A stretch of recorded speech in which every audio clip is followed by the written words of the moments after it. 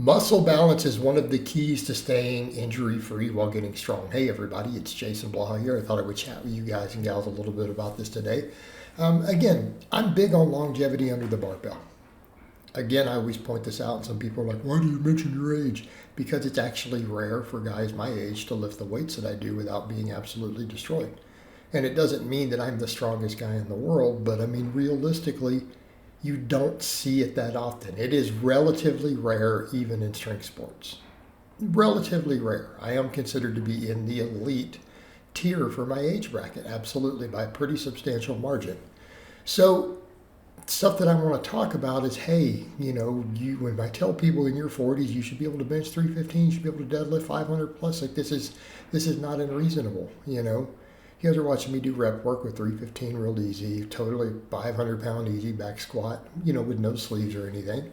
All right, I mean, this is what I'm talking about. I'm almost 50 years old. So how do we do this stuff without getting hurt? That's a lot of what I try to express to my audience, because people have this ideas, and the younger guys don't get it, but they don't understand how many guys I get who are like, oh, once you're 40, you can't touch a 400 squat ever again. You got to just you'll get hurt. You just can't. Do you know how common that is in lifting circles? And so the younger guys hear that, and I'm like, I'm trying to help you guys even now so that you understand that when you get older, that's not the case. All right, so how do we keep longevity? Well, one of those things is muscle balance, okay? Muscle balance. So perfect example, like working your hamstrings.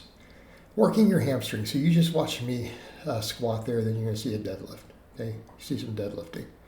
Respectable numbers. I'm doing reps with 555 as rep work. So weak hamstrings, one of the things I've noticed is that they're prone to tearing. This is something I figured out many, many years ago. Anytime I really backed off on the hamstring work, I tended to pull hamstrings. In fact, I pulled one. I hadn't done any hamstring work other than deadlifts for a while. I took some time off from doing it a number of years ago.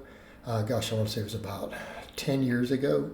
And on camera, so yeah, it's been a while. And I pulled a hamstring so bad that my hamstring turned black. Whole back of my leg turned black. I put up pictures. I mean, it was a minor tear, and it healed within a week. Like I was back to deadlifting in the 500s. I think I pulled 550 10 days later, just fine. But I pulled it doing reps with like 515, doing triples or something. Okay? So hamstrings, weak hamstrings get torn easily. So one of the best things I notice is just coming in and training your hamstrings actually reduces injuries, absolutely reduces injuries on your deadlifts and other pulls. More importantly, hamstrings protect your knees on squats. How many guys out there, oh man, my knees hurt from heavy squatting, and then they get too much knee forward travel even with certain types of squats, and it's like, if you just built your hamstrings, that would go away. Okay?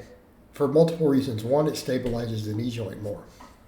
Oh man, stabilizing those joints, that's a big deal, right? Better knee joint stability. You're less likely to get hurt in sports if you have strong hamstrings too.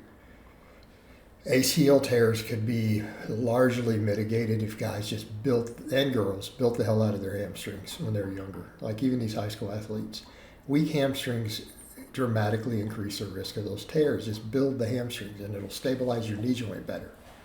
But the same thing for your movement patterns. If you have big, thick, strong hamstrings, your bar path will be different on your squat, even if everything else stays the same, right? You'll have a different bar path.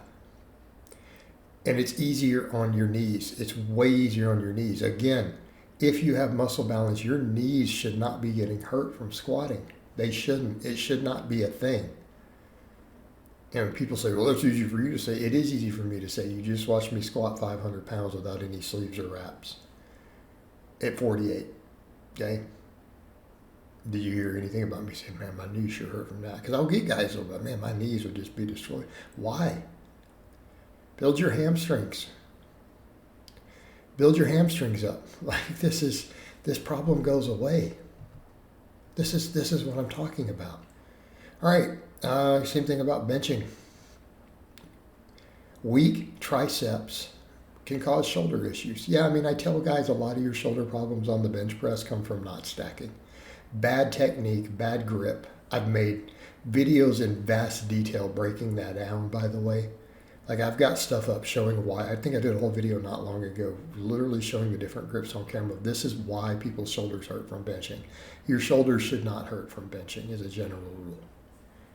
Okay, especially now. I mean, I get it if you bench 500 pounds.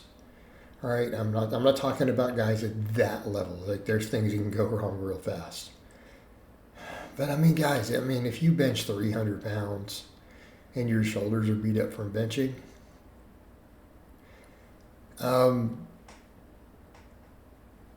you see what I mean? It's like it shouldn't happen.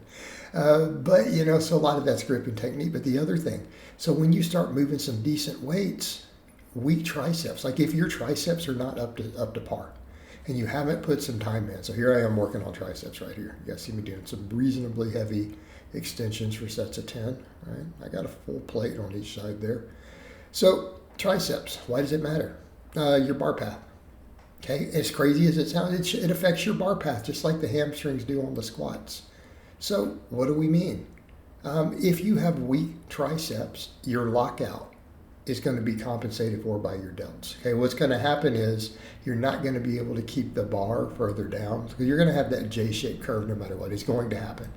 But where the bar locks out, if you have weaker triceps, it's going to be closer to your face than the same lift with stronger triceps. The exact same weight on the bar.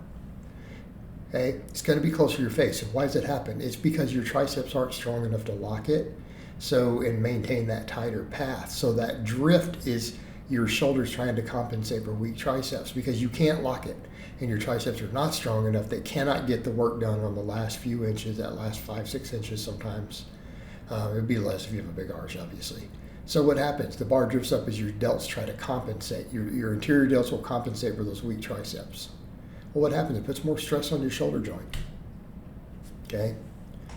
Puts more stress on your shoulder joint. Weak abs, potential back injuries. All right, so here's where I'm going with some of this. Same thing, strong biceps can help stabilize your elbows on a press, various presses too.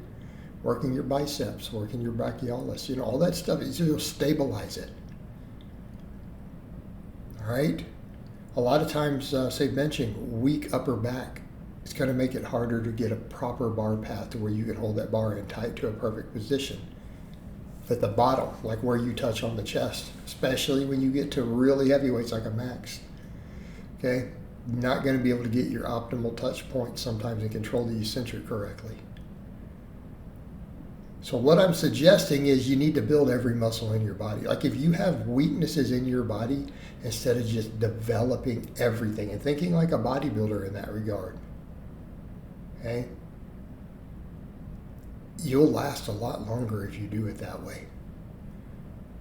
You're going to be a lot safer on your form. You're going to be a lot more protected. All right, guys, but that's really all I have to say on that today. I hope it's been informative. I'll talk to you guys and gals next time.